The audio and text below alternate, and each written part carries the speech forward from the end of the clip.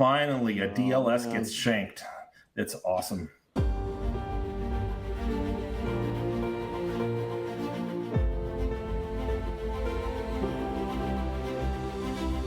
Wow, what a journey it has been to go through the Rings of Power for the last 7 weeks. 7, yeah, because the first 2 episodes came in the first week. That was a rough week, but we made it. Yeah, penitential, right? Yeah. But we made it through all 8 episodes into this final culmination of a complex plot that brought us into many places with many journeys and many characters we love to hate. So, how about that surprise twist at the end? Wasn't that great? Halbrand was amazing. I couldn't believe they pulled it off and pulled the wool over everyone's eyes. So we're going to review this in depth. We're going to go through a lot of the scenes, pick out as much as we can. Then we'll talk about maybe where it goes into season 2 and some of the things that the showrunners have said about the upcoming season, which is going to drop, I guess, in 2024 at this point. So we've got a while to go. But first of all, we hit 10,000 subscribers on YouTube, which is pretty awesome. Hey. And right. And there was much rejoicing. There was. I think it's awesome. Like, it's great. And we had our first live stream, which had, I think, at one point we had almost 500 to 600 people joining us, which was great too. It's a lot of fun. And we're not, the Rings of Power is over, and we're not going to stop doing stuff. There's a lot of other Lord of the Rings things to do, and Tolkien and Middle Earth, and like our podcast, Window on the West. We're going through that. We're going to get back to the Silmarillion. Thank the Lord. We can actually go back. We would like to emphasize these would be real Tolkien things as opposed to fake Tolkien things that we've been reviewing for the last 2 months. Yeah, so we're excited about going through that. We have great people in our Discord, our private Discord server, which if you're a patron at theonering.com/patron, you can join up for there. It's only $4 a month. And after fees, I mean, we only get $3.50 of that, but it's free for the first month. So well, maybe that's the silver lining of this whole Rings of Power thing, that people will watch the show, go, "This is horrible. What book was this adapted from?" They'll go back to the book, and they'll find people like us. We've already seen that on our Discord channel, where someone was like, "Because of Rings of Power, I found you guys." Yeah, I think it's great. Yeah, so I especially like how you use the phrase "back to the book," Dan. That was perfect. To the book. Back to the book. Back to the book. Back to the book. Yeah. These showrunners were amazing. How verifiably Tolkien they were in everything they did. Anyway, is that a phrase that the showrunners were saying? Yes. Amazon so at San Diego Comic-Con. At the Comic-Con, they said that. Yeah, we were trying to do anything as Tolkien as we possibly could, or Tolkienian is the way they said it, which is still such a weird word to me. But they said we're going to go back to the book, back to the book, back to the book. If you want to see that, you can go to my video about Disa, the most powerful and diverse character in the Lord of the Rings, and how strong she was. Very much in the book. Yeah. So what they failed to tell us was that the book was in the middle of a flaming dumpster. That's what they kept going back to. So. Well, they're already talking about now for season 2 that they're going to make that more canonical. So if they were already going back to the book, how can they do it even more for season 2, right? So maybe what they meant was back to the book, back to the book, back to the book in some other season. Yeah. Well, I guess so. Anyway, so if you want to join these very enjoyable conversations that we have on our Discord channel, and also we do some live videos we do on Discord, so we'll all get together and just chat for a little while. I think we have one coming up on Saturday night. We're going to try and do one again. That'll be fun. Join us there at theonering.com/patron. Like I said, $4 a month. First month is free, so you can join us for a month and then cancel and then join again and cancel and join again and cancel. And then I will cancel you. But no, I'm joking. It's okay. But wow, that got intense really fast. No, it's fun to have really people together. And, we want to invest in this. So we've got better equipment now. We've got better software that allows us to do these live streams and everything like that, right? The money that we're getting from the things that we do, we're sinking back into this to grow this and to make it more, because this is something we do in our spare time. It is a Sunday night at 10:30 p.m. for me, so we have day jobs. We're all going to get up in the morning and do the other things that we actually have to do to make real money. And so the more we get out of this, the more we put back into it, and the more that we can spend doing it. So We really do appreciate all of you subscribers, and we appreciate all the people who have become patrons. It's just a lot of fun for us. I think, our tack isn't that we're angry and that we're exasperated and frustrated and we're going to get, got something up our because we don't like this, but we just, it's fun to do. It's fun to do. Speaking of fun to do. Yeah. And over the next couple of years when we don't do this, one of the things that I really want to do is I want to go back through the Lord of the Rings, Peter Jackson's films, and go through every single part of the movie that is different from the books. So we have the complete list of film changes that is everything that we could find at the time that is different in the Lord of the Rings books compared to Peter Jackson's films. So I thought we could go through this one change at a time and release a bunch of those and really just talk about like why they made this change, whether it was good or bad, what we would have done instead of it, and kind of shoot the breeze on where did he go right and where did he go wrong, and probably argue on some things because I might be the most purist of the three of us. I don't know, but it'll be fun, something to go through.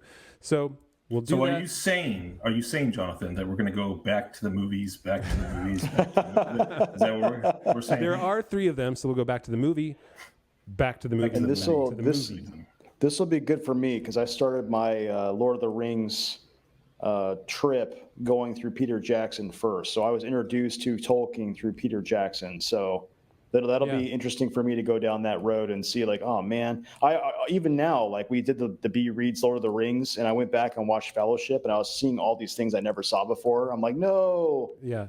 It's ruined now. I mean, you can see how, and kudos to David Mullick, who really did all this here back in the day. But you can see how particular it is, right? No tent around the party tree. That was written in the book, and it's not in the movie. So, can I ask how many of these there are? I think there are probably about upwards of 250 to 300. Sweet. So there are probably more that we'll eventually get to, but that we'll find as we go through it again. But yeah. And as a point of clarity, are these the extended edition or not? Did you say that already? I think the Fellowship might be the extended edition and the Two Towers might be. I don't know if we ever got back to go through everything with the Return of the King, but we will go through the extended editions for sure, rather than like we'll go through them as the canonical ones, films rather than the theatrical ones, because they are better in my opinion. They do add more. So anyway, we'll do that. But that's down the road a little bit for us as we recover and we have to get some rest, clear our brains, read some real Tolkien, and then we'll get back to doing this here. But in the meantime, let's jump back to the episode 8, Alloyed, which I don't know, guys. What do you think? What do you think of the name Alloyed? What's your take on that name? What a great name for an episode. It was nearly perfect. I completely jived with this name. I just take the two L's and replace them with two N's, and then I'd be all in. That was how I felt. Which, for the rest of us, that would be annoyed. Mm-hmm. Oh wait, annoyed. Oh.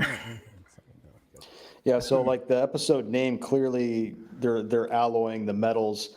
We'll get to it later when we get to that scene, but I was so annoyed when Halbro goes in and he's explaining how you put two metals together, and Celebrimbor's like, oh, like now it all makes sense now. I have a line about that I wrote in my notes that I have to say again. Okay, all right, let's get into it. So here's the very first, right?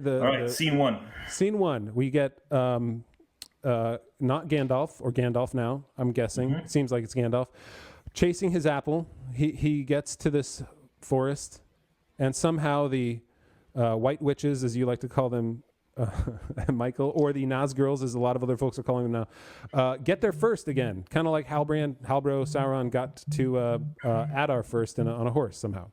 So chases his apple, and then there's creepy Nori, because it's not Nori, it's Feminem right there. And we find out that they think he is Sauron, and he's not. So... No, he was Sauron. They said so. Look, it says right there, he's Sauron.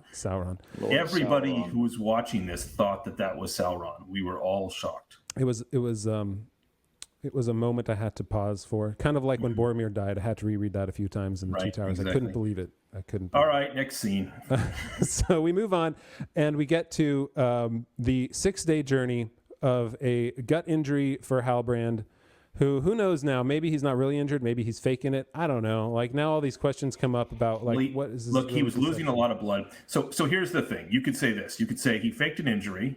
Maybe you can't fake the blood coming out of you. So he's, probably stabbed himself. So that's option one. He stabbed himself, which leaves us with the conclusion that a lance to the chest and a 6-day hard ride without stopping, which Jonathan and I know has something to say about that, the distance covered. But before we get to that, option one, Galadriel's an utter idiot, because nobody would believe that a man could, with a lance wound to the chest, would survive for 6 days on a hard horse ride. He was near death, and she rides for 6 days, and he's still alive.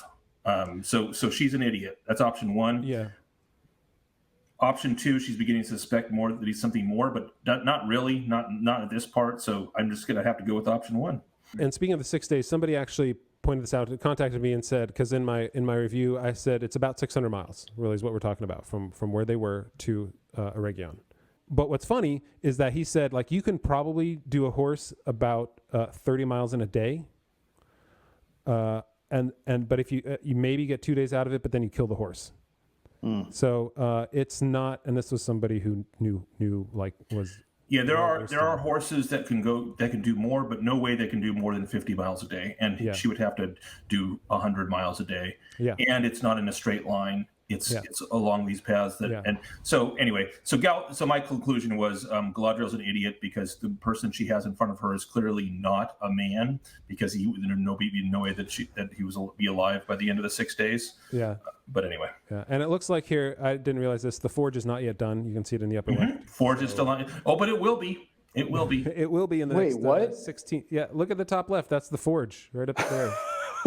It's all the scaffolding. Isn't it amazing how they do one little trip to Khazad Dûm in the beginning, and then the forge gets half built, and then the rest of the season passes, and not another stone goes up. It's just like the exact same. I did not catch that. I just caught it too. Yeah. Well, this is the beauty of a second, third view through, or kind of time going through it. So here we get the befuddled Celebrimbor wondering how to extend the qualities of a metal. He's only an elven smith of Eregion, but he's wondering, how do you extend the qualities of a metal beyond the small amount that it is? What could you possibly do? Don't worry, he's going to get told. But and just worthy of note, still one suit Celebrimbor. So it's been 8 episodes. The guy still wears the same clothes. Happily, we're going to see that he has a second set of clothes. We're going to see him in a second set of clothes for finally. That's what I've been waiting all 8 episodes for. It's what I've been wondering for a long time. I just want to take a second to mourn how they totally made Celebrimbor and Gil-galad just total idiots in the show. Mm-hmm. It's just like they totally. Yep, elves are manipulative, self-serving, idiotic, and that's all there's to it. So like Celebrimbor is supposed to be like he's supposed to be like the best elven smith next to Fëanor, right? Mm-hmm. And it's like the greatest living smith from the greatest race of smiths in the history of Middle-earth. Yeah. So anyway, I just wanted to. He doesn't know what an alloy is. Yeah. Yeah. Oh, we needed Halbrand there to tell us. So we move forward, and she tells them about Halbrand, and that somehow he gets healed. But just like Bronwyn, who is up and at him within about 20 minutes after getting an arrow through her shoulder, pretty close to the heart. He's fine too, pretty fast. I don't know. Like wait. That way. Stop here. Okay. Oh, so this is great. This is an example of awesome writing. So good writing. Elrond asks her, "How is it that you are here?" Which, by the way, this is a rational question, because last time he saw her, she was heading to Valinor on a boat. And the comeback from her is, "How is it that you are here?" You mean here in one of the only 2 elven kingdoms in Middle-earth right now? One of the 2 places that I would be found in? Dunno. How is it that I'm here? I guess walking. Fast travel. That's how I'm here. I'm here. He's like, "Oh, you got me. Got me there." What am I going to tell her? I don't know. Why am I here? Because the writers needed a plot and throw me into some place I never should have been. There's a part of my brain that be like, the actor be like, "Yeah, why am I here in this show anyway?" I really wanted them to break the fourth wall and be like, and why are you here? That would have been great. That's awesome. That is the best.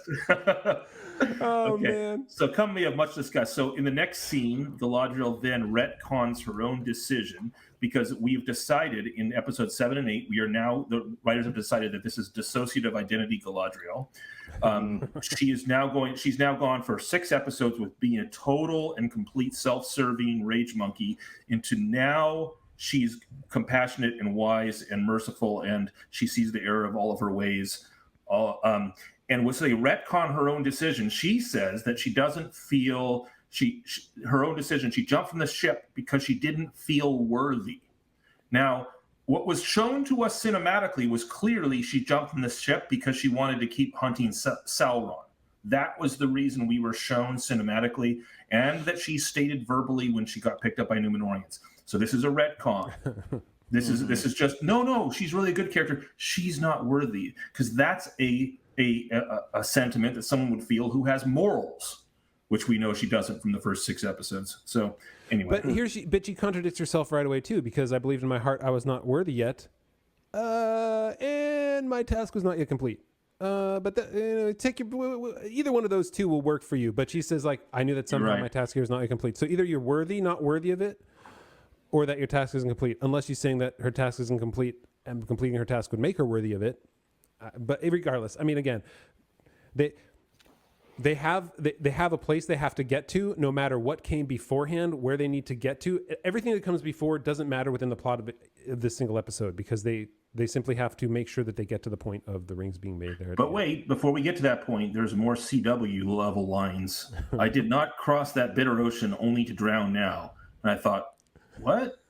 Is someone pushing your head underwater? I mean, that's going to come later in the episode. She also did not cross that bitter ocean to drown. Like, she didn't do anything. She was, I mean, unless she swam for half the distance and then got picked up by a raft. Nor will she let you. She said, nor will I let you, to Elrond. Drown? How? I mean, so I guess what we're supposed to be implying here is that he's told her his whole tale and she's told him her whole tale. And so she's not going to let him drown because he feels bad about the Durin situation. So I guess that's the only way to read this. But really, we're just supposed to find her sympathetic. That's what this scene is about. So, and I think of all the lines, the only thing we can do is swim. Just keep swimming. Just keep swimming. It's like, that's right. It's like Dory, right? That's awesome. That's awesome. Finding Excellent. Nemo. Finding Nemo. Yeah. Look at that. Look at that smirky look too. Oh goodness. I mean, there's a lot of this. And now my favorite scene of this whole. This is the best. This is the best. But I found this scene to be staggeringly lazy from the writers. Okay, and let's start first, before we get into how it's written, let's get about how they frame this, because he is, I'm guessing, supposed to be in the brand new amazing forge that the dwarves built for them. Mm-hmm. And this is all we see of the entire huge structure that has been revealed to us in these shots before. One room with one small forge, right? Usually you'd build a forge with a huge amount, like the fires have to be so hot so everything below it is built up into that, but you see just coals burning on this little forge thing. So the whole idea that they had to spend the time to build this massive forge to get the dwarves to do that, and all we see is this? This is the majesty of this forge? Which is terrible. I mean, look, this is bad even if it's what I'm about to propose. What I'm about to propose is that maybe what the writers were thinking was that the Dwarven Forge isn't finished, and so this is the old Forge of Celebrimbor, which would still be, as everything you said would be accurate, Jonathan. Well, yeah, but that, I mean, talk about lazy then, because then why would you need a forge if it's working for you anyway? Exactly. They in fact gave us a whole problem in episodes 1 and 2 that had no meaning whatsoever, because the Dwarven Forge had nothing to do with it, if that's the case.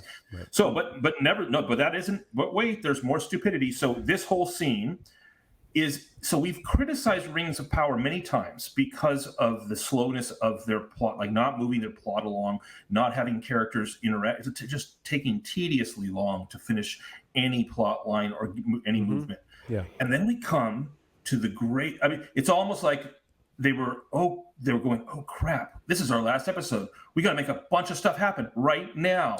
So in this scene, from 9 minutes until like 3 or 4 minutes, we've had remember, Halbro or Sauron hasn't met Celebrimbor ever. So in this one scene of 3 minutes, we have by comparison, a 6-minute goodbye scene from the Harfoots that nobody cares about at the end of this episode. In the next 4 minutes, here's what happens in the next 4 minutes of this part. Halbro meets Celebrimbor and introduces himself. Halbro flatters Celebrimbor. Halbro asks probing smithing questions about gems. Celebrimbor references Fëanor and references the Silmarils. Celebrimbor reveals that he also wants to capture the light of Valinor for Middle-earth. Halbro discovers the Mithril. Halbro questions Celebrimbor about the Mithril. Celebrimbor says there's not enough Mithril to suit their purposes, hinting at this idiotic plot point. Oh, man. Halbro challenges Celebrimbor on that. Halbro asks about alloys to combine with Mithril. And then the greatest living smith of the greatest race of crafters in the world blubbers and looks stupid at the mention of alloys. Apparently, Celebrimbor's never considered combining metals together. He's intrigued. Halbro unnecessarily refers to his idea as a gift so that everyone can go, oh, he's the giver of gifts. He's Anatar. Oh, my gosh. All of this happens in like 4 minutes. They shoved all this development. This should have been, if they're going to have Anatar here, Sauron is tempting Celebrimbor. This should have been something that was developed. We should have been able to believe that Celebrimbor could have been fooled by Sauron in fair form. Yeah. Mm-hmm. There's nothing here believable. This is a forced 4 minute, and then this, all these plot points, relationship, solution to all your elven problems, boom, boom, boom, boom, boom, boom, and now we're ready to go. 4 minutes later, it's just terrible. And so the question about this that I have in coming into Sauron meeting Celebrimbor is this part of a plan that Sauron has, or is it what has happened to him because of Galadriel's machinations throughout the entire episode of getting back to Middle-earth? I was going to ask you guys that. I was going to say, there only seems to be two possibilities. But what do you guys think? Is Sauron a master manipulator up to this point for these 8 episodes, or has he been a victim of? Has it all been chance and Galadriel's machinations that got us here? I think the writers don't know. I don't think they have that. They're not that capable to come up with a plan that actually results in something intelligent like that. Because from either side, whether it's Sauron's desire, it's his entire plot in order to get to Eregion or something, or to be revealed, then it's the most convoluted plot that somebody would ever come up with, of being on the ocean and then going to there and then trying to become a smith in Númenor, right? That whole process. Even for our writers, that would beg our belief, that whole string. The only that's where I'm at too, and so that means the only solution is Sauron never intended to go and tempt the elven smiths. He never intended, this whole plan to make rings of power and snare the elves was never his intention. This is the conclusion that I've come to, that the writers are telling us. And in fact, that his speech that he gives to Galadriel at the end, which we're going to talk about when we get there, but that speech was him telling the truth, that basically it was Galadriel pushing him the whole way. That's right. Which means that, weirdly, we have legitimately, by the writer's own plot structure, we have firmly one person to blame for all of the problems of Middle-earth, which is Galadriel. It's from the first 6 episodes. That it's her fault. Everything that happens is her fault, because without her, Sauron would never end up here, would never end up with the rings of power. Everything, even in the end, what do you want to bet? They're going to put Mithril in the One Ring. And there's going to be some sort of fight with the dwarves to get the Mithril, and he's going to need it. That's going to be part of the whole, no doubt, the battles the big battles that they're talking about. And so right there and then, that's going to be Galadriel's fault too, because she brought him back and he found out what Mithril was and the Mithril power has and all that sort of stuff. Anyway, all right, let's move on. We can talk some more about that. So, all right. So the next scene is back in Númenor, and it actually starts with a few minutes, which I liked. So we finally get in this scene what is actually Tolkien's own thoughts on what the Númenorians were obsessed about. It only takes them 8 hours of exposition and boring show to get to tell us that the Númenorians have an obsession with immortality. They envy the elves, and they seek in all of their efforts to live as long as possible, and even after their death to remain immortal in their monuments of stone and tombs and everything else. Yeah. So our Pharazon's here talking about this driving theme of the Númenóreans, which is in fact right from the lore. This is a good scene. Should have been in the first time we met the Númenóreans. We should have got some hint of this. Not You mean it wasn't that they were afraid that the elves were going to come and take their jobs? I thought that was the main problem with the elves. I know. It's a very good reason. Jobs. It is a very good reason. This scene, some would say it's the best reason. This scene here, it should be the cherry on top of everything they've established already about what the Númenóreans' pride and desire for immortality. It's the one scene at the end that should remind us that yes, they want immortality, and this is going to be a major problem for them. But it's not. They show us this big giant wave, but they don't give us a reason for it other than they're not following the old ways, which they never have established what the old ways actually are. Right. And we're going to get some comments about that. So when we see Elendil and Tarmiriel, but in any case, in this scene, this is the setup for invented daughter of Elendil to be taking a portrait of Ar-Pharazôn, because she might be the one that's chosen to do his tomb effigy. And then, of course, he thinks that she's Tarmiriel, and then so he opens the secret door, and she gets to go up and look at the Palantir. So now she also can be a completely empowered woman with the wisdom that allows her to know everything to do. And she will be one of the great movers of the faithful now, because she knows what's going to come, because Elendil won't have seen it, and Amandil, who's not even in it, won't have seen it, Isildur won't have seen it, so she will be the mover, which follows right along with the plot that every person of power and every mover and shaker in this show is essentially has to be of the of the identifying female persuasion. That's what I got out of it. But the problem with this scene is it happens how many minutes in? 13 minutes into this episode, and everyone's going to forget about it in 2024 when the next season comes out. Very true. So, all right, so she goes up, she's going to look at the Palantir, and now here we are. Oh, this is awesome. I love this scene. It's so good. I mean, and by good, I mean it's terrible. So here we have a fascinating scene where Gil-galad is being told that basically this is all the mithril they're getting, is this tiny amount. But don't worry, Celebrimbor has a plan. And by plan, I mean cackling about how much power they can all have. Right.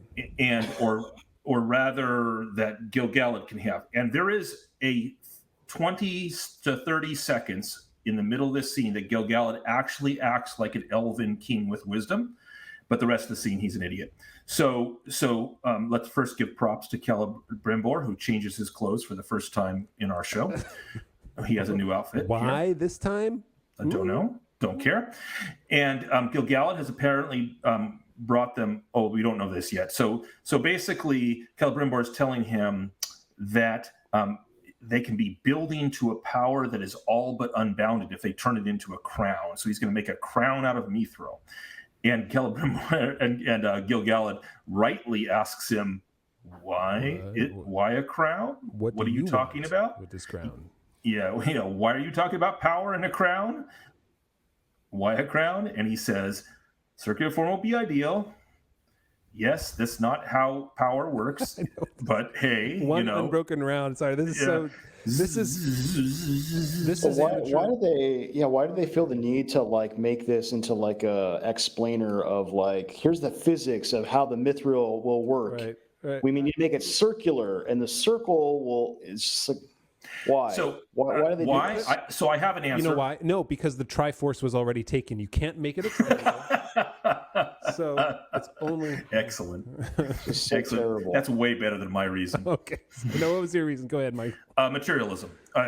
Writers are materialists, and they don't think that there could be any spiritual power beyond what is really. It's just like the disease. It's like what's killing the tree? It's upside down disease. You can't have the elves fade away like Tolkien says and grow weary of the world and lose their grace because of their bad decisions back in the Silmarillion. It has to be a plague, and an actual physical plague. And here you can't have the power inherent in a ring, which, by the way, in Tolkien's world comes from the will of the crafter. So there's an infusion of the will of the crafter into the power of the crafted that certain beings have the ability to do, like elves and Maiar. And so you can't have that. Nope, it's got to be energy in a circle. It's like electromagnetism. It's the hamster wheel of the power. more power you generate. Yes, that's right. Man. That's right. So then Gil-galad says a couple cool lines. He's like, he looks like a real elf king. Perilous are these whisperings. So here's an elven king saying, stop talking to me about power, you old man. All right. So that was great. And then he says, then Galadriel says, sometimes a perilous path is the only path. And she says, I wouldn't be standing here otherwise. And Gil-galad says to her, you shouldn't be standing here at all. Which I'm like, yeah, that's right. So say we all. So say we all. So I was like, Did Gil-galad just become our favorite character of the show? Only for 30 seconds. And then, because then immediately, this just shows how terrible the writing is, because they can't even write a character with a single train of thought that makes any sense. So then Gil-galad shifts into IQ 70 Gil-galad and says, since the volcanic eruption, the Upside Down has almost killed my tree. Almost all the leaves are dead. Soon the last leaf will fall. We're all doomed. Run for your lives. So yeah, he orders them all to, quote, disband the city, because the city is now the Avengers, apparently, and like it's a superhero team that can be disbanded. This is a capital city of Eregion. Yeah. Well, so is Gil-galad the boss of Eregion too? I don't get that. Well, that's a very rational question.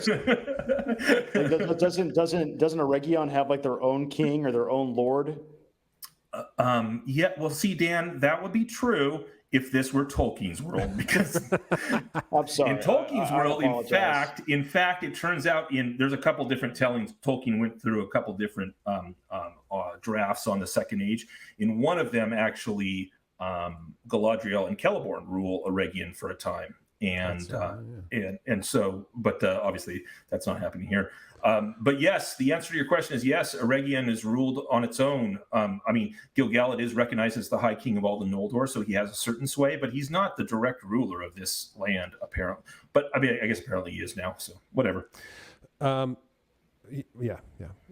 was lost my train of thought. Go ahead if you had something else about this. Again, it was only in speaking with the Southlander. So for Celebrimbor, everything goes back to Halbro giving him those right decisions. The low man, this idea was his. And then and Celebrimbor's like, damn, I got caught. No, it's not. It just, his was the initial suggestion. Right, that's it. The initial, yep, that's the ticket. The initial suggestion. And everything else was me, totally me. Yeah. Okay. So I just realized another thing about this, where we were unsure whether or not Halbro planned this from the beginning, or if he just kind of fell into it and now he's just going to go with it. So when he's on the raft, he has that little token or that little emblem that shows he's the Southlander king, and then he's relying on Galadriel to know that means something, but she doesn't know that line of kings has ended. So like, yeah, it makes it even more convoluted. It's like, how did he come up with that part of it? Like, Turn off your brain, Dan. It's going to be it's going to be fine. Just turn off your brain. I'm sorry, that just jumped into my brain. Sorry. So moving through this here, she gets completely. She's curious now. She's wondering. She's scared. Power not of flesh, but over flesh. The same line that Adar says. Yeah. Which again, okay, if Sauron has reformed into Halbrand, wouldn't he already have power over flesh? So as they disband the city, we have to move forward. It's a Voltron. Which is worse? Which is worse, being decaravaned or being disbanded? I don't know. I would hope the elves wouldn't have some like ceremony where they're like, "Oh yeah, we lost Steve. The bees got him." Well, maybe that's it. Maybe the source of the entire culture of the dirty little sociopaths was High King Gil-galad. Was High King Gil-galad? Yeah, they got some news from the elves. They're like, "This is a great idea." So then Elrond, in some random meeting in the hall now, he tells him, he's like, no, give us more time. And Gil-galad essentially is like, okay, you're right. I misspoke earlier, because Elrond requoted to him Hope is never mere, not even when it is meager, which is a direct. Yeah, that's what he said to him when he sent him off to the elves, or to the dwarves. Yeah. Now this concept, like, it's just such a cornucopia of trash, and then every once in a while there's like a little gemstone in there. Like this concept of hope is a core concept of Tolkien. Like these writers remind me of people that are just sort of flailing around. They've read things and heard things about Tolkien and his themes, and they're flailing around. And ultimately, they just write their own subjectivity into everything. But then every once in a while, they hit on a real theme in Tolkien. But what this does, but it's a real theme. But what it does is it diminishes Gil-galad as somebody of a noble value, because he can't even remember what his own morals are in a way. Like he doesn't understand that, yes, hope is not something to be just given up on and disbanded until Elrond has to tell him again. But see, you're presuming, Jonathan, that he's a character that actually has real motivations and not just a straw man that the writers stuff whatever they need to into his mouth in order to forget that image. Never mind. Yeah. I don't like how they have a scene where they have a whole discussion about what they should do, and he's very clear. We need to do this. That's my decision, and then immediately goes back on it. Like they've done this with several characters, like Bronwyn, where it's like we've given up hope. We have no chance, and then the very next scene, she's like Rambo, setting up all the traps in the town. Like it's like they just constantly rewrite their own stuff. It doesn't make any sense. So here's the amazing forge that was built. The realm of the elven smiths, and there are two of them walking in, super powerful. I wish they would have spent perhaps a little bit of time telling us how great these elven smiths are, because it is their realm. Right. You have to realize, and I know you haven't read it yet, Dan, but the whole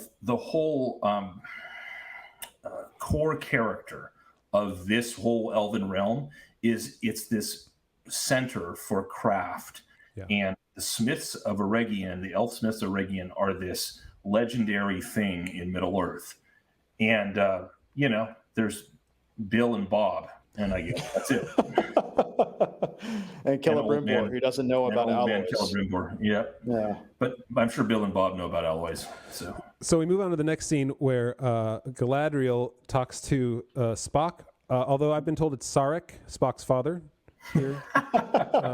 Excellent. Hey, wait a minute. Why do they have catacombs? Scour the catacombs. Wait a minute. Catacombs are for dead bodies. These are elves that just established a kingdom here. Oh my god. There's no catacombs in Ost and Ithel. What the hell? It's for all the Harfoots that were left behind. They had to put a place for them. Oh my gosh. I didn't even notice that until you paused. That's so great. All these little things. Oh man. Okay. So Galadriel tells him, and he's like, I don't know if I'm going to be able to find it. Oh my gosh, who's the Southland King? I don't know. It's going to be hard to find, Galadriel. And then like 20 minutes later, he's like, oh, here, look, this huge scroll that we found that has the entire history. And why was it in the catacombs? Some dead guy. This is so bad. Oh my gosh. Okay. And then we're back to our favorites. The unknown cultists, Nazgirls, Nazguls, White Witches, whatever you want to call them. Encino Man, right there. And then who now is a complete conversationalist in English who has no problems there. It flipped from one episode to the next. And them. So they tell him he's Sauron. And with the stars again. I like how they go up to him and they'd be like, hey bro, you're bad. And he goes, oh, I'm bad. Like, like how impressionable he is. He's like, oh, maybe I am bad. Also, why do they walk around with a single set of stars on a disc very far from their own lands?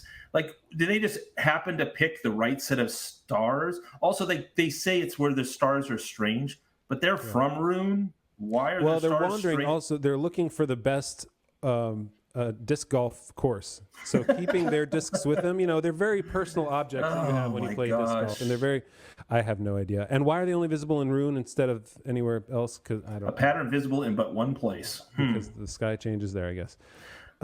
Wouldn't it be funny if it was like whoever carved that artifact so long ago in anticipation of the arrival of Sauron was like picked the wrong constellation? It's like, dang, you've been upside down. This isn't the one. So big reveal here. Big reveal. You'll be known for your true you are. You fell from the stars, yet you are greater than they. Every being that walks or crawls shall be your slave. Which, okay, there it is. You are Lord Sauron. And we're like, oh no, they tricked us. It really is him. It's not Halbrand. Which right away with the wind whooshing and everything, and he's wizarding right here. All of a sudden. And by the way, he's wizarding, and like things are moving, but these beings get really weirded out by that fact. They're like, and now go to sleep. And they blow some dust in his face, and he falls asleep. But like, why are they so worried? Like they do magic all the time. Like what is it? And if they seem pretty powerful, right? They can blow fire out of their hands. They can capture fire. They have a staff that they can do things with.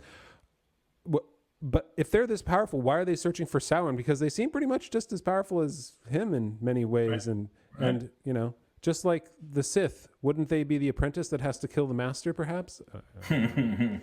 Yeah. So, but then we get the magic of the hidden Harfoots, because they're so good at hiding behind large mats of ferns that they created or pulled with them.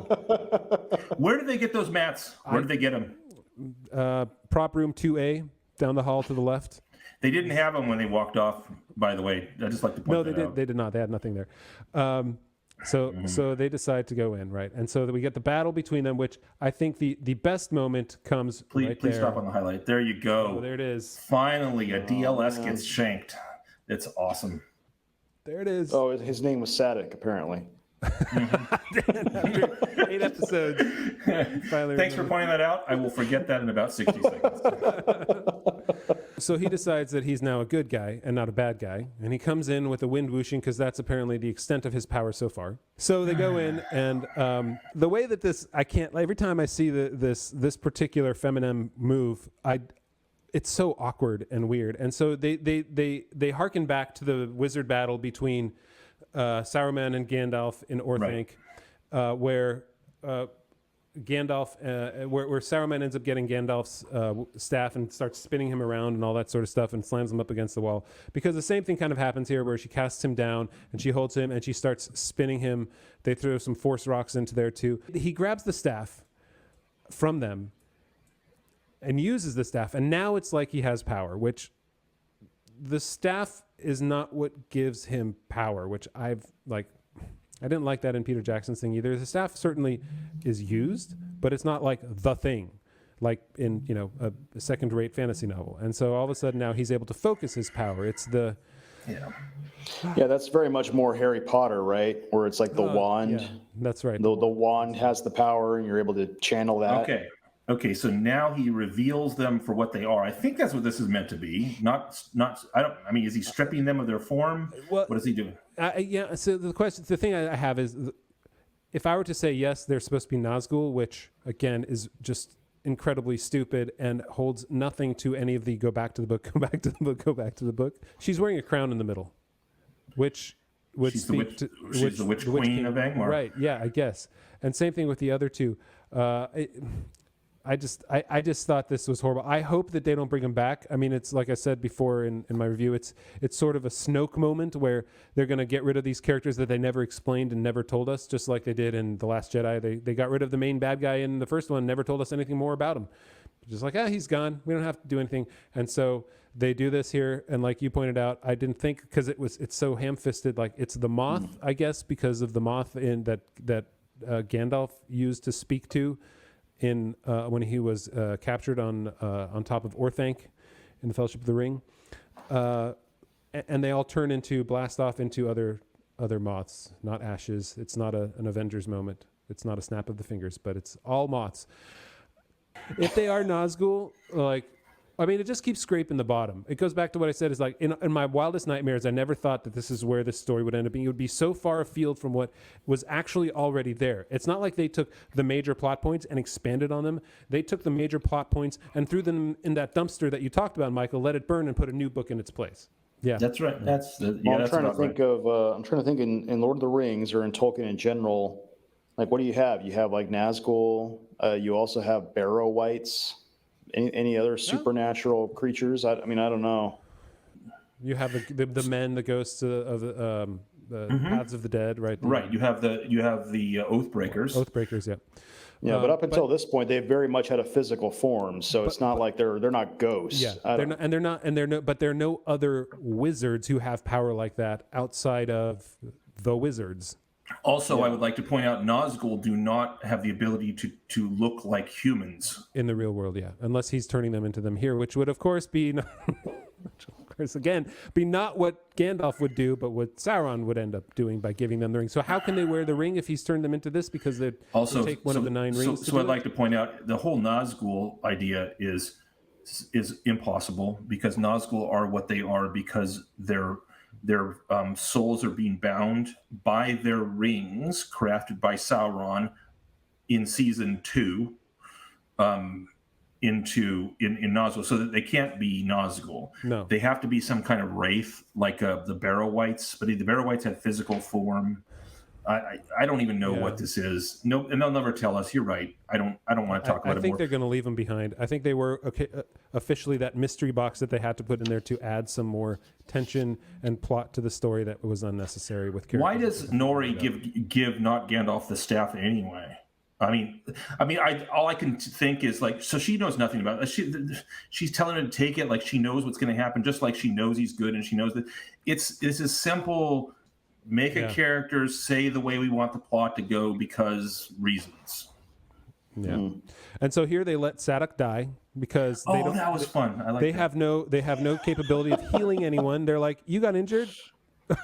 You're gonna their goal is to leave them behind if they get injured. So of course they wouldn't ever bandage anything up. But 2, there is a wizard, like right there, who healed his arm, who made an entire orchard of trees. He can heal flesh. Yeah. So he just stands there and watches them die too. And I wrote in my note, Encino Man has learned from his friends and lets a friend die. That's right. Yeah. I like how you can cut this out maybe, but I like how they tried to be like so inclusive and everything, and they still made the black character die first. But it's okay. You have not plumbed the depths, heights of the intersectional pyramid hierarchy, Dan, because everyone knows that even that being black isn't higher than being a female. So females are higher on the intersectional hierarchy. So you have a kind of black female in this scene, and then 2 not black females. They're the ones that brought that part of the whole storyline up. They're the ones that made it an issue, nobody else. When you create an ethnicity that has been walking around in a small group of like 80 people for 1,000 years, and you still have completely different gene pools where people look completely different from the other. Either it's a different type of world where DNA doesn't matter, or they're just injecting what their own preferences of representation into the show and telling us that we shouldn't notice it at all. You could go with option 1, because in this world, not only does DNA not matter, but volcanic blasts at 1,500 degrees only incinerate houses, not skin. Yes, and trees. And trees, houses and trees, true. So this whole scene, this is a short scene, and it's just here to tell us, mention the faithful for the first time. We have a conversation between Elendil and Tarmiriel, and essentially they're bolstering each other psychologically to say that they're going to be faithful. The problem that I have with it is, they're going to become part of the faithful, basically.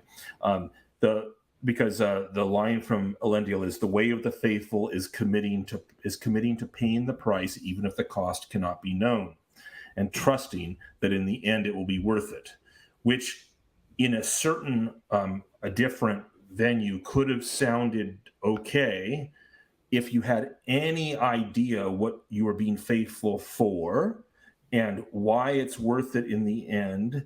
So the way of the faithful is committing to pay the price. People that are faithful only pay the price because there's some greater good, or because they're being asked to do so by a higher power.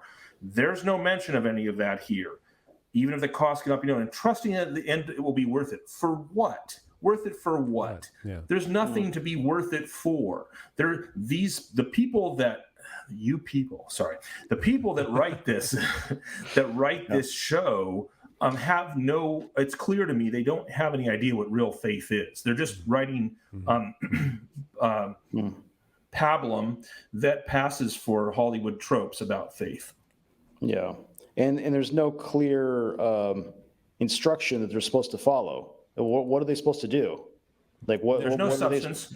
What are they supposed to commit to doing? There's no explanation. There's no commitment in faith. There's no true belief being talked about here. There's no reason. There's no reason to trust that in the end it will be worth it. What will be worth what? Like the cost of suffering will be worth what? Dan said it earlier. They'll be able to keep their jobs.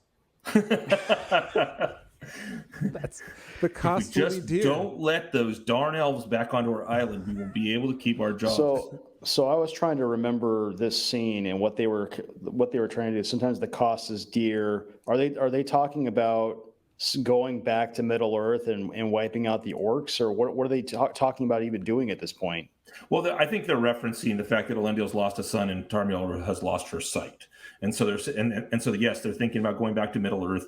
And so they're saying, we're going to bear this sacrifice, which isn't a real sacrifice because everybody knows that Isildur is not dead.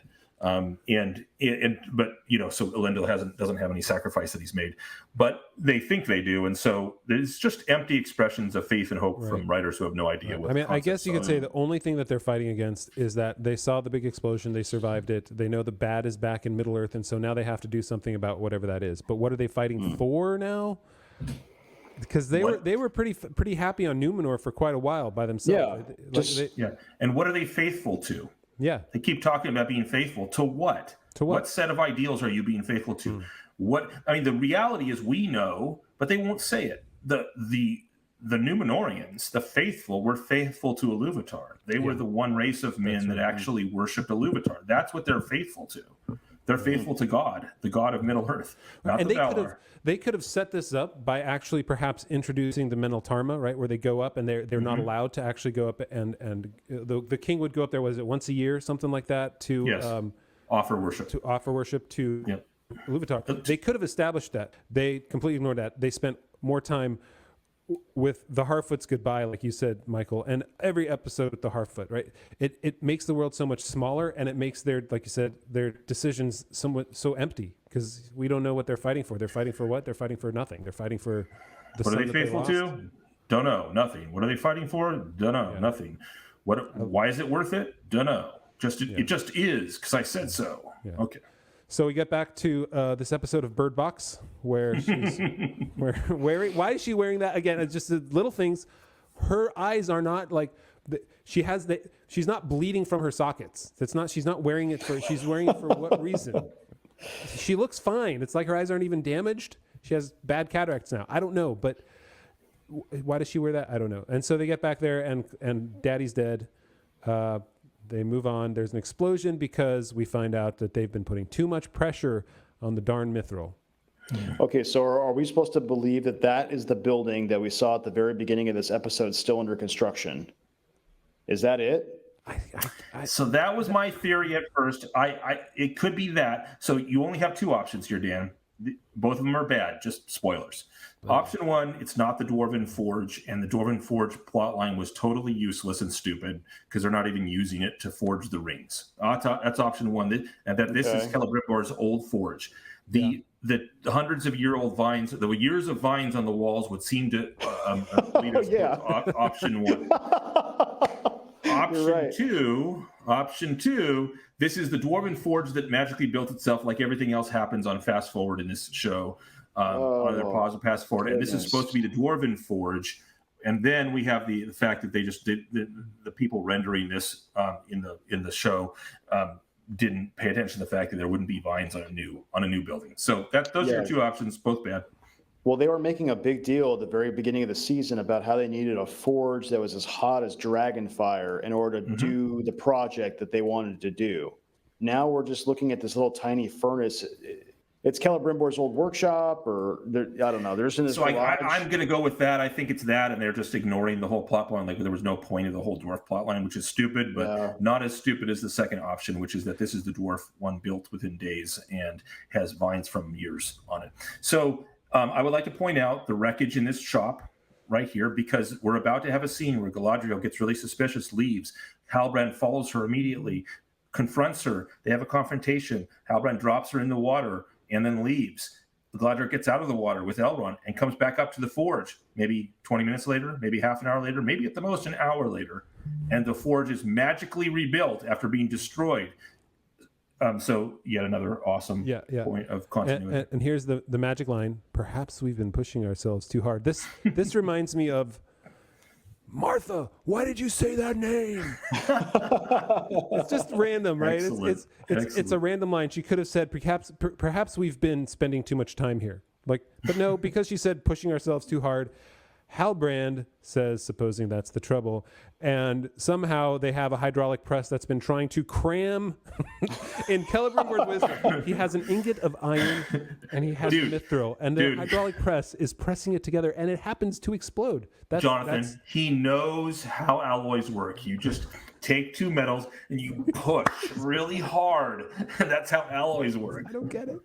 And I guess this is another moment where everything that happens after this, the Rings of Power, are all Galadriel's fault because she suggested, "Hey, what if we just try to not force them together? Yeah, right. Coax them. We're going to coax them together, and we're going to see a scene of what coaxy means. Here's what coaxy means at the very end. Spoiler alert. Man. Elrond's going to hold the piece of mithril over the melted gold and silver, and it's going to then fall from what we colloquially call gravity into the but really what that is not gravity, it's coaxing magical coaxing, and then the mithril will then decide to merge. Like you said, like it's imbuing your will into something. If they would have pursued that sort of an idea, the coaxing could have had something to do with it, because imbuing your will into it, they realized, like, what did Feanor do? What were the Smiths? What are the things that we do in order to give things more than just beauty? We give them a little bit of power, or something like that. Or they could have established. They impart some of their own spirit or their own will. Right. The evil do it to evil effect, the good to good effect. Because you can't say that the crafts of the elves were evil prior to the ones that Sauron had a hand in. So I agree with you 100%, Jonathan. The problem, of course, comes with that these writers don't understand. So just like with the Mithracillin and the upside down plague, just like with the fact that we need to make a crown or a ring because like a hamster wheel, the energy goes in a circle and never stops. So also we have to have a materialist version of coaxing, and which involves gently holding it out and then dropping it, and that's coaxing, because everything is materialist to these people. All right. Well, we'll get to that in a minute, because this scene is she was handed the scroll of all the Southland kings that was sitting in the catacombs. And she realizes, the actual line died out 1,000 years ago. So the house died out 1,000 years ago, but she still recognizes the symbol enough to know, hey, you're the king, aren't you? Like, whoa. Okay. Yeah, I guess so. I mean, she's old, so maybe she was there at one point. You could say that she recognized it as the kings of the Southlands when she fought against Morgoth back in the day. But that she didn't know that they didn't die out.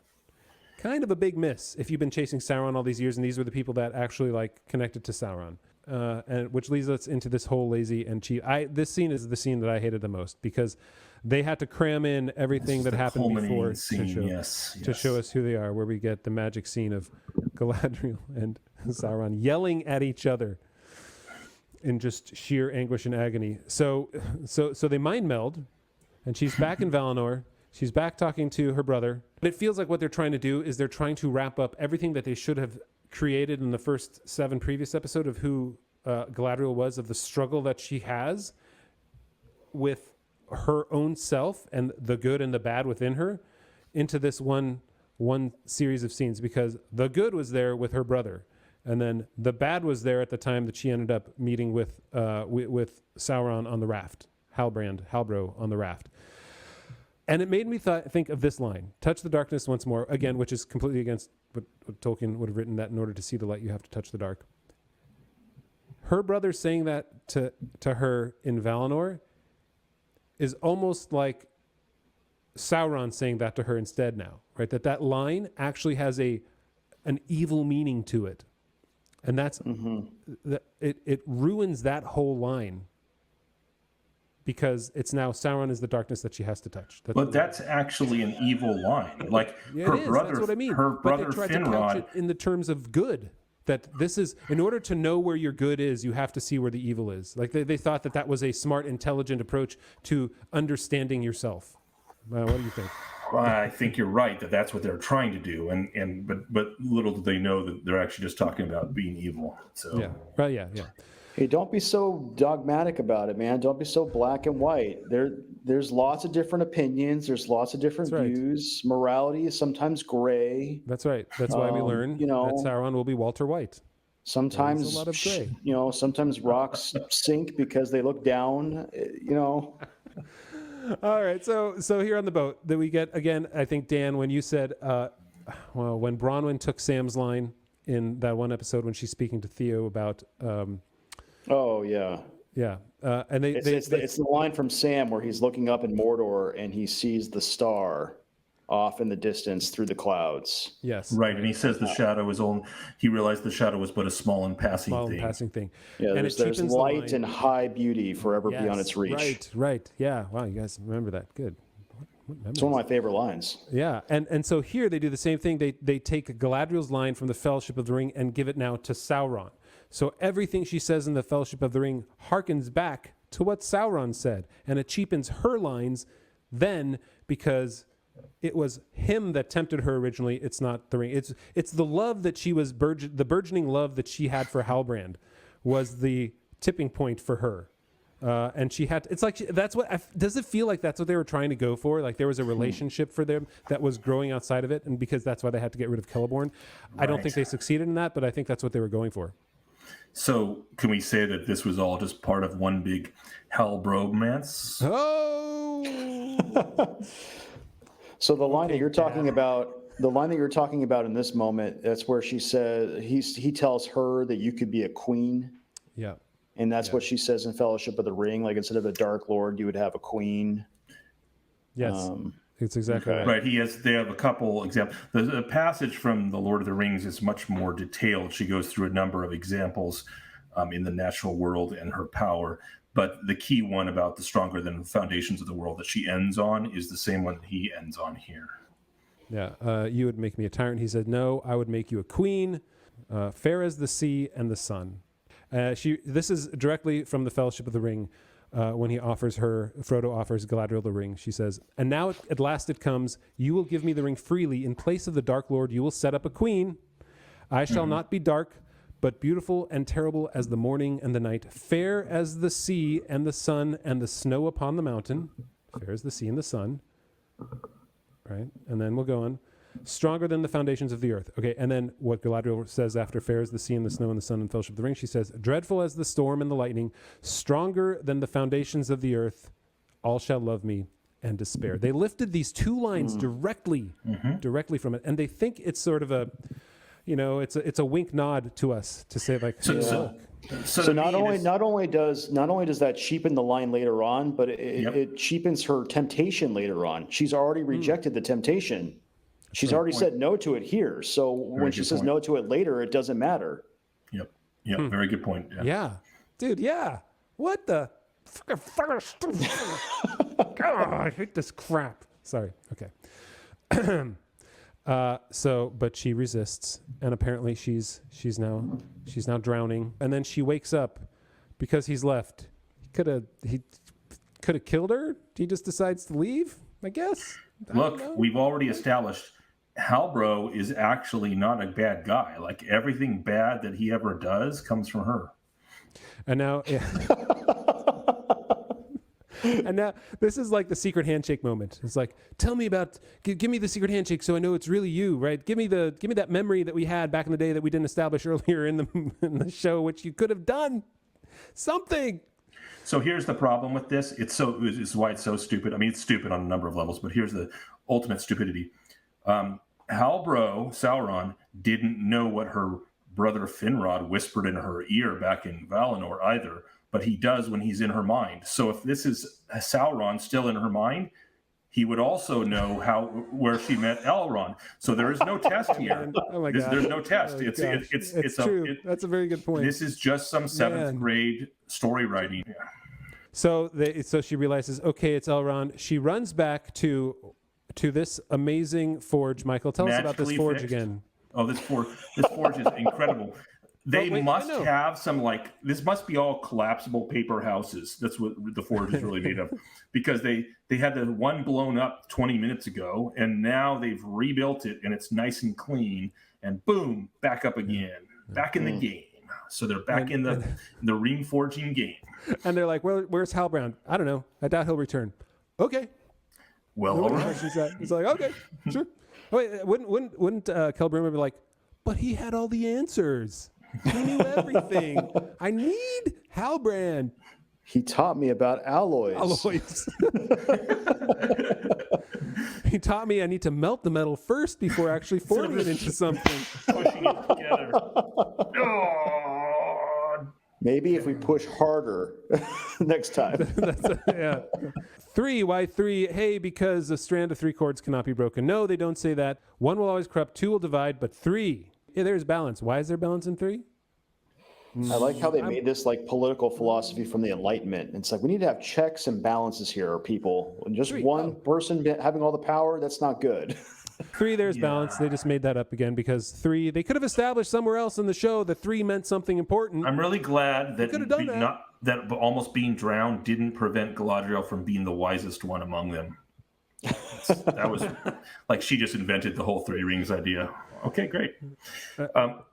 Yeah, so then they make the 3 rings. They have some practical effects. It looks like a Rube Goldberg-ish sort of thing. But oh, wait, we don't see it yet because we get to go back here to our favorite place. I want to go back. The garden that isn't really a garden. That is a garden. I hate this.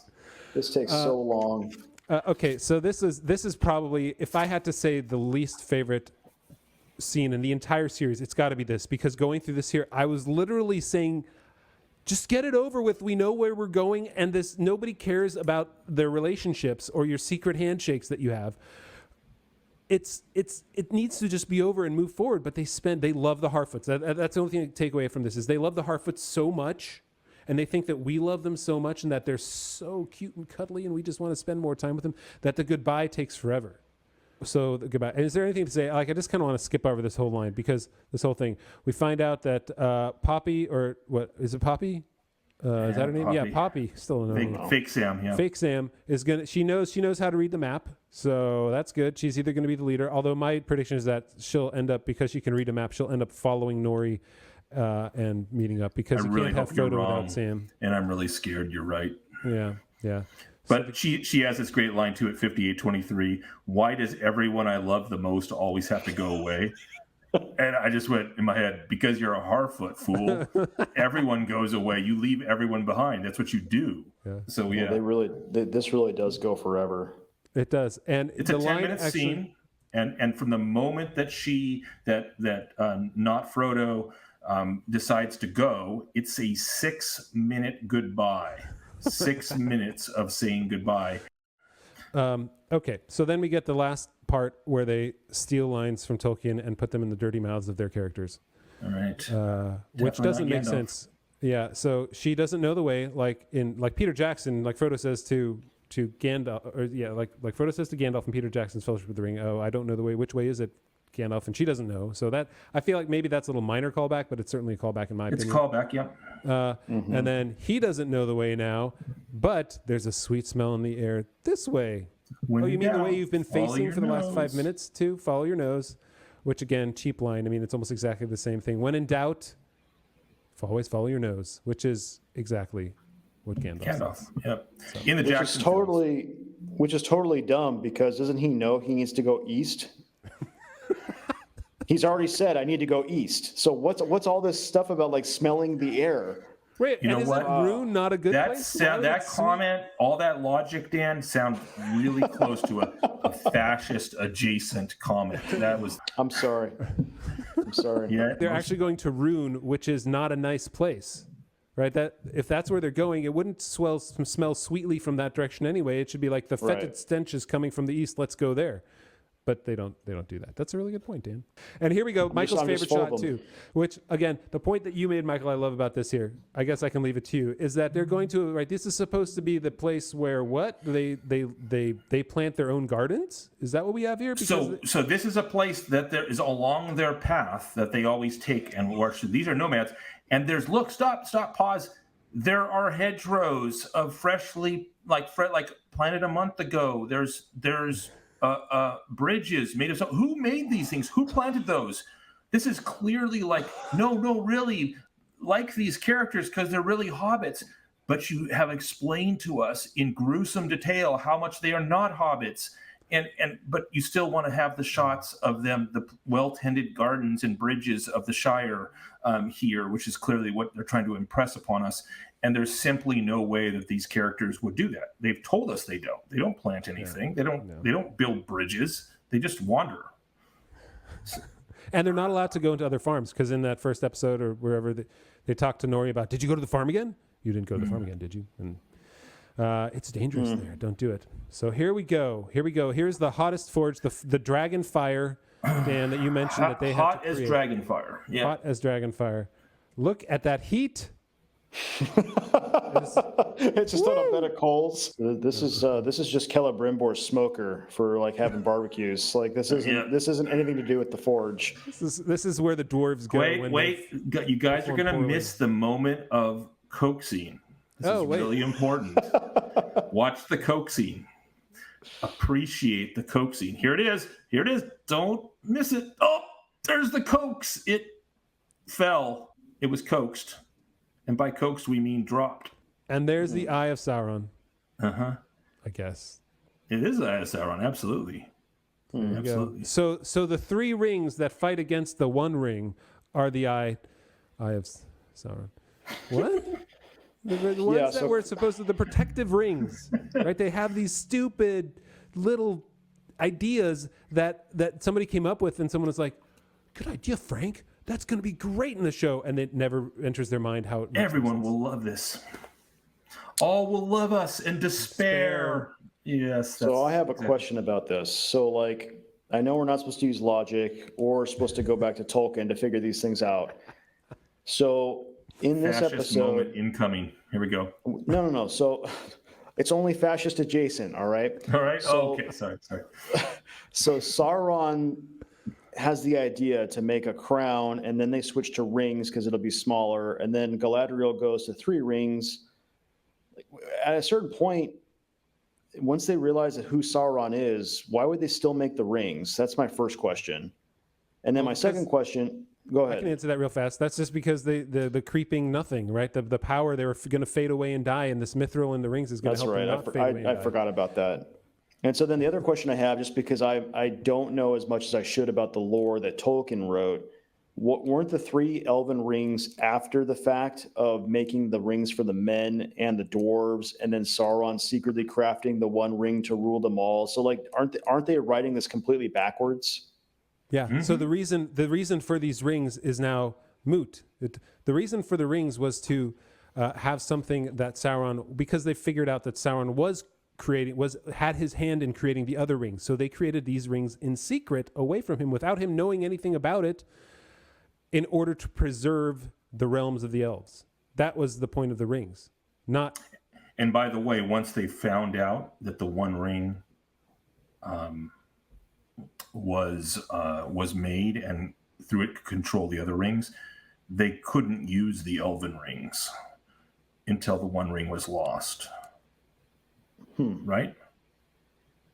I guess maybe it's an unfinished tale, but I think that's correct. They actually, like, the 3 elven rings wouldn't corrupt them, but Sauron would know where they were because he still had a connection. Right. I think he still had a connection because of the craft used in making it, because they learned the craft from him. And so anyway, everything about the story has changed with regard to the rings. We have the spinning eye of Sauron here. We have Celebrimbor. This reminds me of this like the old Donald Duck episode where Donald gets struck by lightning and he has like the powers of Zeus for an episode.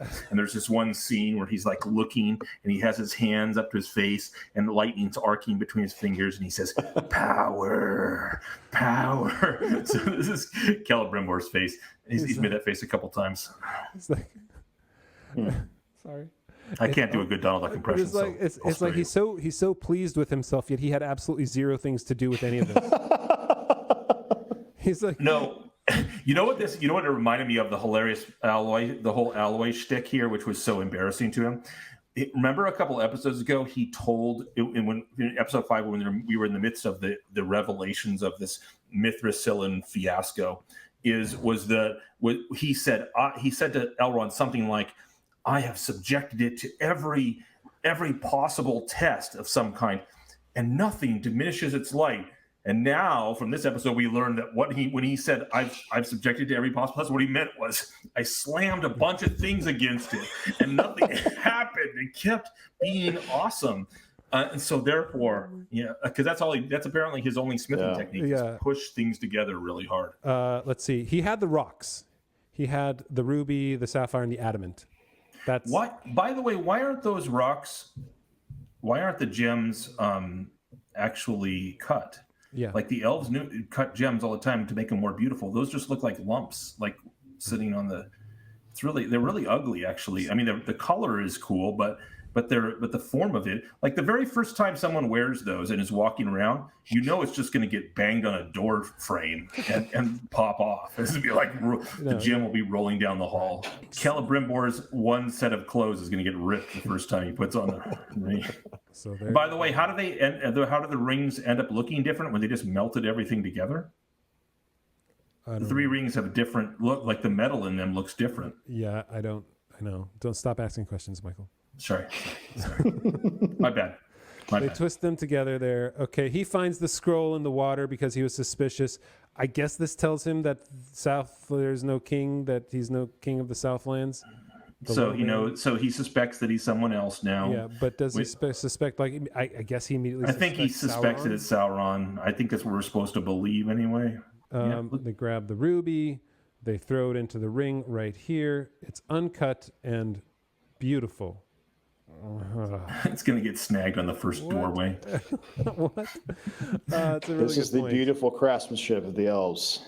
They're masters of gemcraft. Can't you tell? You just hack off chunks of them and then stick them on top of rings. The 2 gold ones remind me of my class ring that I never bought because it looked so gaudy and bad. And then here's the closing scene.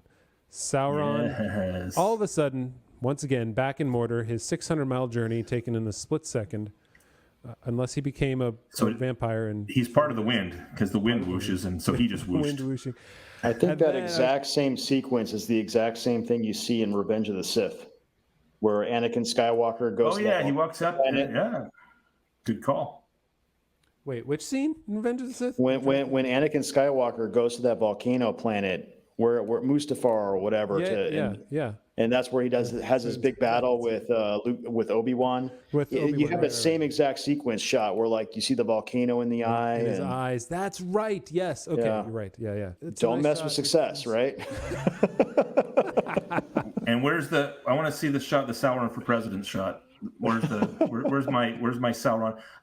There we go. I want this turned into one of those Hope and Change T-shirts, which is with his face and Mordor behind him. Oh man! Before we close out this whole episode and give our final thoughts, though, what do you guys think of the song? It's insane. It's insane. That's what it is. Because like they're singing about rings that they haven't shown the viewers. Like if you're learning about the Rings of Power for the first time by watching this adaptation made by Amazon, and then you sing this song at the end of your episode, you're cueing in. You're tapping into your viewers already knowing about the rings that you're trying to show them, and they haven't. You're singing about things that are nonsense, basically, according to what we've seen. That's a really these good aren't. I hadn't thought about that. They don't exist. They're not there. So who cares about the 9 rings and the 7 rings and the 1 ring at this point? Yeah. Also, they're singing the inscription in Black speech, so we're supposed to. It's something beautiful now with Sauron. I know. So evil is now good. Also, well, you had a thought. Go ahead. What it sounded like to you? Oh yeah, no. I thought the way it was a little bit more minor, maybe in a minor key, but it sounded like a James Bond intro theme song. Yep. It would have extended it a little bit, and if I then we could have got a silhouette shot of like Bond with a Walther PPK like spinning into the camera shot. There's Elrond going, and then like exactly. the blood comes down the screen. Like it's just it was very poor. People say it reminds them of the song at the closing of the Two Towers. I can't remember the artist who did that, and people will tell us, I guess. But the Gollum song at the end of the Two Towers, and it has a little bit of that same vibe. But this one is so I don't know. Like the melody is not right. It sounds like a theme song to a bad mystery. Like a bad James Bond movie in 1973. Anyway, you know what, you fascist adjacent guys, I just thought it was stunning and brave. That's what that's when I heard this song. It was so stunning and so brave. It was I think, is it Fiona Apple did this one? Is that what I read? Who cares? It was stunning. Well, thanks for sticking with us, everyone. Our longest episode that we put you through. We're an hour and 35 minutes. Well, I guess a little bit less than that. So the bones are bad. That's my final thought. The reason that the nitpicking works so well is because the writing's terrible. You can nitpick a lot of things. You can nitpick even good movies and show where they might have made a mistake here and there. So my impressions with the nitpicking isn't about just trying to find something negative. But because the bones are bad with the plot line, especially the elven plot line, which is the whole arc for the entire reason why these rings get created in the first place, according to the showrunners, it's so terrible. It ruins Tolkien and the nature of elves so badly, and then that I'm completely broken out. There's no immersion for me whatsoever. And then you have the terrible dialogue. And you have so many other unrealistic things that there's no ability for them to put me in this world. I don't believe any of it. Yeah, they could have created a story and characters that we would have cared about, and it may not have been Tolkien, but we would have enjoyed it. It would have. I love lots of things that aren't Tolkien. Yeah. Lots of sci-fi, lots of fantasy. There's nothing wrong with not being Tolkien, but if you're going to say you're Tolkien, you better do Tolkien. And like you said, the bones are bad, but they weren't even able to pull off anything with the rings.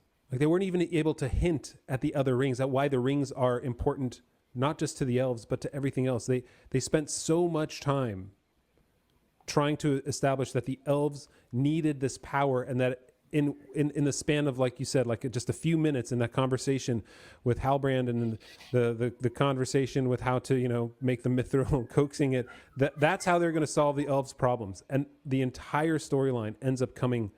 The importance of the rings is realized in such a short amount of time when they had 8.5 hours to give us this. And they didn't give us anything when it came to the rings. They had a chance to talk about the 9 rings for men, and how even maybe the elves were talking about, what we need to do for the men? We need to give them a power too, because there is an evil in the land that will spread. And it would have made the elves not these selfish monsters who were concerned only about themselves, but maybe if they would have said, the spreading evil is there too, and the dwarves, they're going to deal with it too. We should do something for the dwarves. And it would have created this moment of like working together. But they'll probably have to save that for the next season, because they've got so let's say this thing is 8.5 hours long.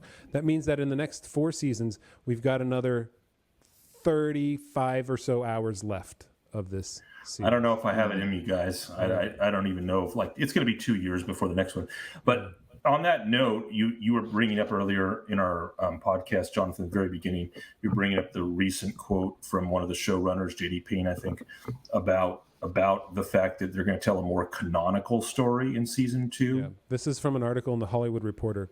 I mean, first of all, the hubris of this article that he thinks, he assumes that it's good. His characters are going to be like Tony Soprano or Walter White, or that he's really imitating Batman Begins and The Dark Knight, which are 2 of the most lauded superhero fantastical movies almost movies of all time. And so the fact that, so first you got the hubris, but the second thing and the most simple thing in my mind is he says season 2 has a canonical story. Why didn't you tell a canonical story in season 1? Like he says it like it's something good. Like, don't worry, you have something to look forward to. It's a canonical story in season 2. We're going to be giving the fans what they want. Yeah. WTF? Yeah. Why didn't you do that in season 1? No. Seriously. Well, what's funny is, so he says season 2 is a canonical story, and in the moment before that, he says season 1 opens with, who is Galadriel? Where did she come from? Why did she suffer? Why is she driven? We're doing the same thing with Sauron in season 2. So for Sauron, we'll learn, where did he come from? Who is Sauron? Why did he suffer? Why is he driven? That's the point of season 2 now. Now Sauron, we're going to make him a character who has suffered at the hands of Morgoth, who's broken because of the powers around him that inflicted his own pain and suffering. Right? That's where they're going to go with this now. I'm confident that's what this is like Disney making the Cruella movie or Maleficent. Oh, yes, you're right. They're making Sauron understandable. Like, oh, he's so relatable. You know, he root for the villain.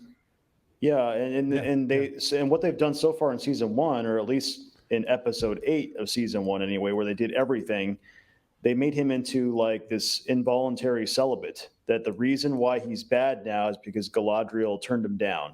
Yeah, right. Yeah, and Galadriel dragged him everywhere, made him do everything, and then she rejected him. So he's like, "I did all this for you."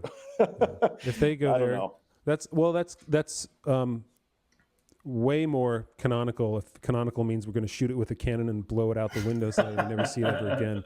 Yeah. So how do they turn that into canon? I don't get that. The only thing I can think of is like, canon means we're going to talk about the 9 rings and the 7 rings now. The 9 rings for men. That's the canon we're talking about. It doesn't matter. It just means that these are things in the canon, and then we'll build our own structures around that. What's funny is that it ends with, there may well be viewers who are like, this is the story we were hoping to get in season 1.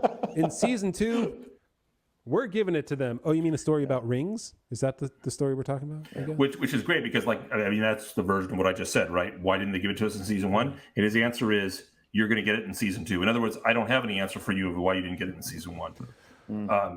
And because it was non-canonical in season 1, it turns out when you write a non-canonical Tolkien story, all it does is highlight how much more terrible of a writer you are than Tolkien. That's right. Yeah, I've seen articles. I think it was even CNN had an article that says that maybe it was a CNN. I don't know. There've been a few. People are finally coming around to this, saying like it's people trying to write like Tolkien and trying to write what Tolkien, well, like they said, the story Tolkien never wrote, and just failing dramatically. It feels like nothing that Tolkien ever would have written. It is abysmally plotted. It is paced poorly. The characters are unlikable, even when they're supposed to be likable. And the most likable ones are the bad guys, like Adar, right? People were more interested in him than anyone else. Adar's interesting, and I actually like Halbro. Yeah. So congratulations, I guess. Yeah. So anyway, that means that we have 2 years, guys, to recover, to sit in some salt baths, to go to the sauna, to wash this off of us, to get the time necessary in order to feel good about it again. And by salt baths, we mean Silmarillion. Silmarillion. That's right. Yeah, that's right. Right. Yeah, yes. We'll I'll just be over here praying that Jesus comes back before 2024. Say, spare us from this great tribulation. That's right. Rapture. Anyway, yeah, I guess my final thoughts. I wrote that review a couple days ago, so a lot of it's in there. But like, I just really hate that they changed the whole sequence. They changed the whole lore behind the rings. It's the fact that they made these 3 elven rings in isolation, and then Sauron's already in Mordor, so they have to figure out some way in season 2, which is supposed to be more canonical, to bring him back in some way to make the other rings. I guess I don't think they're going to do that. So that alone, it just pisses me off. It's like you just ruined the whole story. Yeah. Well, what they're going to do is like what Celebrimbor does to try to combine metals. They're just going to take a bunch of stuff and push it hard together. So they're going to push in. Yeah. Season 2 is going to be explaining, first of all, yes, Sauron's going to craft the rings, and then he's going to start attacking people. probably because Galadriel will provoke him because everything is her fault, really. And then he'll be winning, and then the Númenóreans will come and save. There'll be turmoil in Númenor. Ar-Pharazôn will become ruler, and then he'll come over and show Sauron what's up. And but they'll just be squishing a bunch of stuff together. I'm wondering. You mentioned that Ar-Pharazôn will become ruler because in Númenor, what actually happened is Ar-Pharazôn forced Miriel to marry him. Right? Yeah. They will never allow that. They'll never allow that because Muriel's far too empowered for that to, in their writing. So and that is so unfortunate because you could create a powerful female character, and she was in a very real way, but they can't ever portray her as not having the power in a relationship. It's not possible. And now that unless she's blind and she realizes that Ar-Pharazôn, he might look a little bit bad, but down under there, he's a cuddly teddy bear. And maybe now that my eyes are gone, I don't have to look at him. It's not so bad. Maybe it's a Jacob and Esau moment. She's like, doesn't realize who she's marrying. She's like, you feel hairier than the last guy. Oh, geez. All right. So, well, guys, thank you for bearing with us through all these episodes. Wow, this was a long one, but we covered it all. We're done. We're done. We made it through. We've got 2 years to recover. But like I said in the beginning, thank you so much for being with us through this journey. It's been a lot of fun for us. You can tell, we laugh a lot in doing this here, and we do look forward to chatting with each other and going through it, even though there's pain and trial and tribulations, and we pray for the Jesus to come back and take us away before dealing with it. It was still fun. So subscribe and like and share, hit the bell, because we're going to be doing more stuff. We may even go outside of the Lord of the Rings. Some people are asking us to do reviews of other things. Maybe we'll see. I think that would be fun too. It's just a matter of creating all that time because, like I said, we do have day jobs, and we will though do more. And we're glad to have you along. We'd love for you to join us at our Discord, at our chats, at our conversations that we're having, and at our live video calls that we're going to do. That's at theonering.com/patron. Join us there. We'd really appreciate it. It would be great to have more folks joining in the conversation, and subscribe to get all of our upcoming videos. And whenever there's news about it, we'll still talk about it and see where it's going. And there is also the one thing that I guess maybe I don't remember the release date. Maybe it is 2024 for that one too, but it's the what is it? The War of the Rohirrim? Is that it? The upcoming anime movie? Animated. That's all about Helm Hammerhand. And where essentially the early, why is there Helm's Deep and the entire story is kind of Rohan, the early great story of Rohan. So we'll definitely get in on that too. So thank you for joining us, and we'll see you next time in some other video, but it's not going to be about the Rings of Power. Oh, yes. And subscribe to windowonthewest.com, our podcast. Just look it up, Window on the West. It's almost the first result on most search engines. It's definitely the first result on every podcast app there. And you can follow along with the Silmarillion. We're going to do that, but I'm sure we'll finish that in the meantime before the Rings of Power Season 2 comes out, and we'll move on to something else, maybe Unfinished Tales or some other things. On Fairy Story, some of his essays would actually be great to talk about, because those I would love to do that. Some real deep stuff there. Rather than the shallowness we've experienced over the last 7 weeks. It'd be nice. So thanks, and we will see you next time here on YouTube and the podcast. And thanks, guys, for joining me for all this. It's been fun. Yeah, it has been. Take care, all. See you guys. I'm going to go fire up some pipe weed and read Tolkien now.